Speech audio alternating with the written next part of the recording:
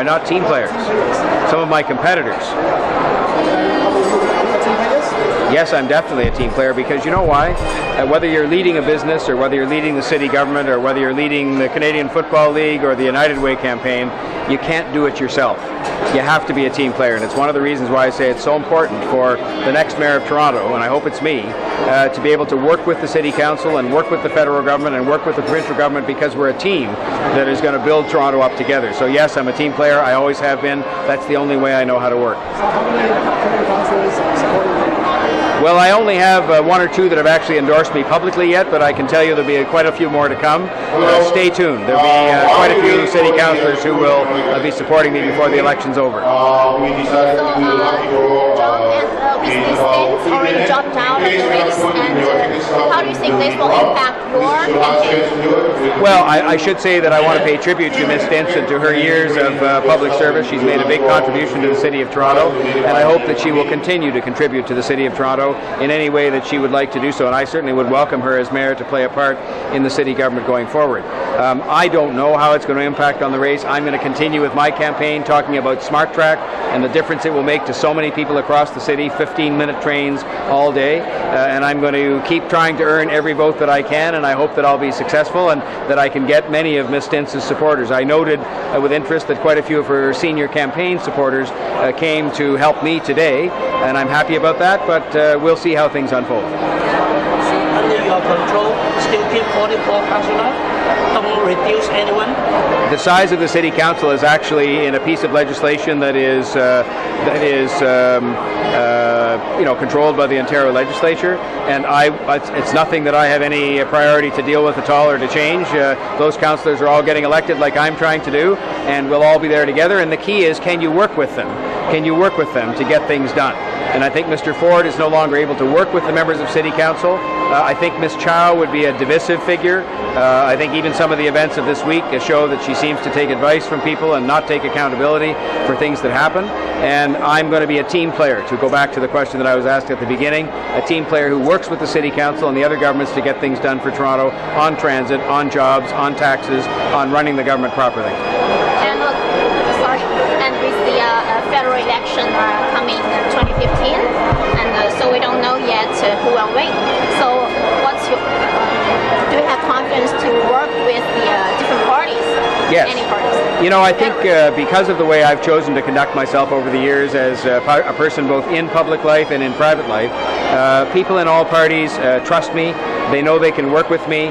They know that I'm interested. My experience in civic action was all about bringing people to the table from all political parties, from unions, from business, from all kinds of groups to get things done for the city. And I'm confident that whoever wins any of the elections that are going to happen between now and the time that I retire as mayor, I'll be able to work with those governments. I'll be able to stand up for Toronto and work with them and with the City Council to get Toronto back on track and to keep it on track. So 11 years ago, you were competing for the top job in Toronto. Now it's 11 years later. So what changes in yourself?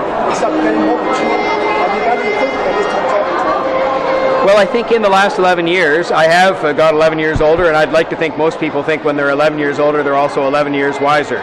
But I have put the time to good use. I've been very active as the head of Civic Action, for example, for the last 4 or 5 years, and I think that has helped me a lot to understand the problems of the city even better than I did before. I've done a huge amount of community and charitable work during that time, and I think it's helped me to be a better citizen, a better informed citizen, and hopefully just a wiser person because I'm older and have had more experience with life. And I think that, combined with the experience I had before running a large business, running successful charitable campaigns and so on, will make me the person with the skills and the experience to get things done for the people of Toronto and to get Toronto back on track.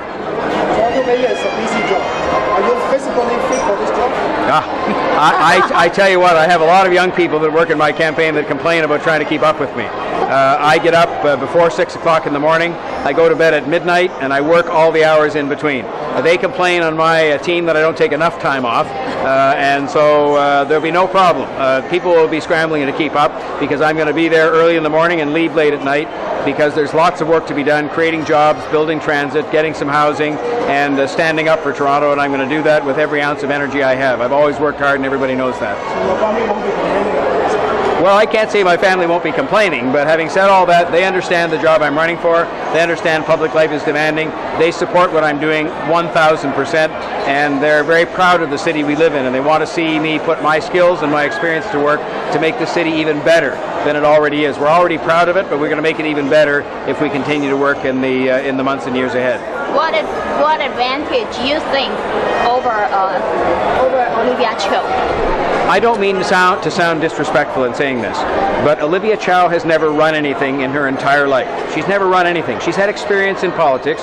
She's been a career politician, and there's nothing wrong with that. But if you ask yourself the question, does that equip her to run a city with a $10 billion budget, 50,000 employees, and all the complications involved in trying to save the taxpayers' money, get big projects done on time and on budget? I would suggest to you that I have better experience at that, more executive management experience than any of the candidates put together, and that I will put that to good use running a better, more stable, better run government that will give people better value for their money and get them some results on transit, on taxes, on jobs.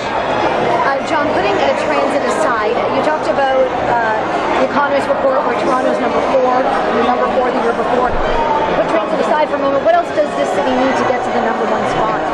I think we have to work in particular on traffic and transit, but I think we've got some challenges in front of us with respect to the supply of housing.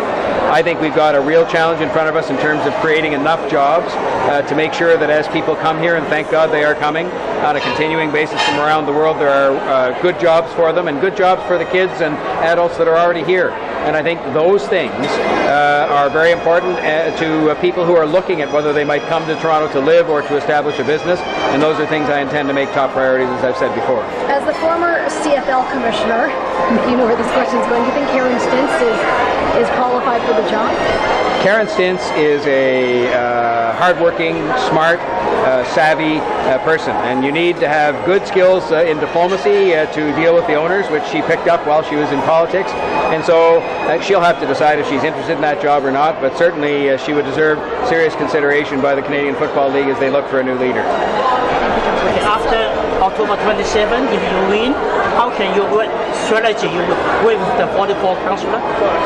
Well, I will have a good number of them who are supporting my candidacy over the course of the election campaign, but it'll be my job to reach out to all of them. Every one of those people will have been elected by some parts of the population of Toronto.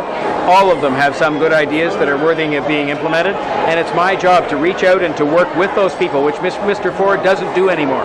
Mr. Ford hardly works with any of them anymore, and I want to work with all of them to take the best of their ideas and to use those ideas to get progress for the people of Toronto on transit, on taxes, on jobs.